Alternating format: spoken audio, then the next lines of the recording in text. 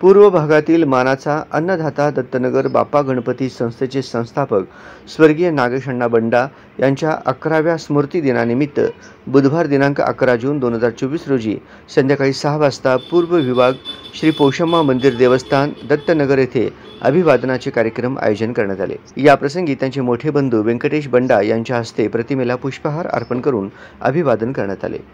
या प्रसंगी भाजपाचे माजी शहराध्यक्ष रामचंद्र जन्नू, माजी नगरसेवक मधुकर वडनाल, माजी नगरसेवक लक्ष्मण काका गायकवाड, गोविंद पैलवान शिंदे, रघुनाथ गड्डम, बालाजी कन्ना, नागनाथ सोमा, नागेश सरगम, रेखाताई निकम, दत्तू पोसा, विजय इप्पाकायल, चंद्रशेखर सरगम पंतलू, अशोक बल्ला, अंबादास गादम उपस्थित होते। यावेळी स्वर्गीय नागेशअण्णा बंडा यांच्यासोबत अनुभवलेल्या अनेक सुखदुःखाच्या आठवणींना उजाळा दिले। मनोगत व्यक्त करताना भावनाविवश झाले। नागेश बंडा यांचा चाहता वर्गही मोठ्या संख्येने उपस्थित होते।